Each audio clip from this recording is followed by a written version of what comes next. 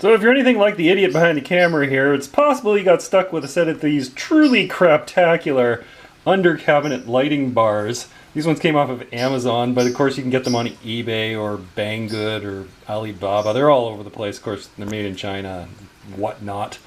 So here's what the problem is with these things. And if you haven't noticed, I'm going to apologize in advance, because if you bought a set of these and installed them and you haven't noticed yet, you're damn well going to notice now. So here we go. What happens with these lights is you end up with this kind of bar of yellow bar along the back wall.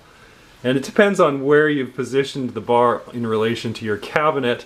But that bar can be anywhere along the back wall. But it's very distinct and distracting, for me anyway. In my mind, under-cabinet lights should flood the area with light, not create this kind of weird optical effect along the back wall. I'm pretty sure that that bar along the back wall is created by this lensy piece of plastic.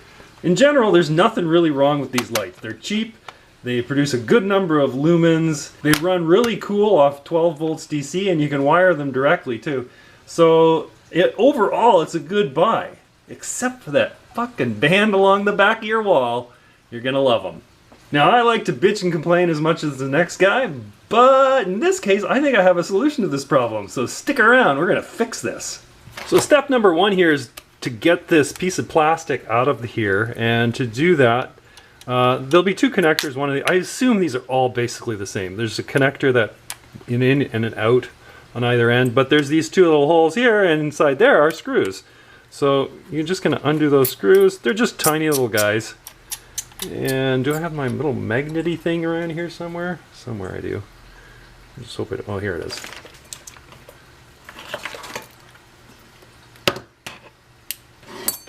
So just take those out. Nothing to it. And if you can pull the cap off,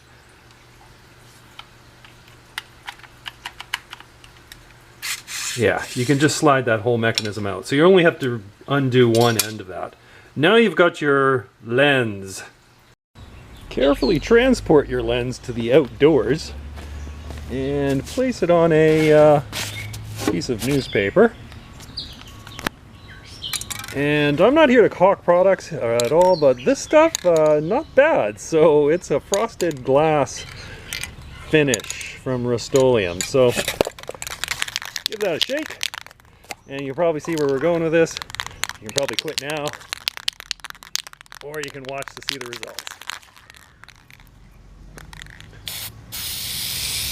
So what I do is I spray this down, and we do 2 coats on both sides, and that seems to provide a good coating of frosting on these things. So we'll let that dry, recoat a few times, and then we'll reinstall these lights and have a look.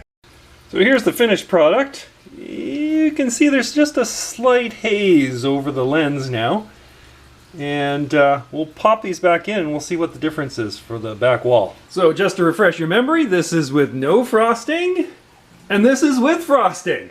So you can see the line is totally gone, and it casts a nice even glow along the back wall.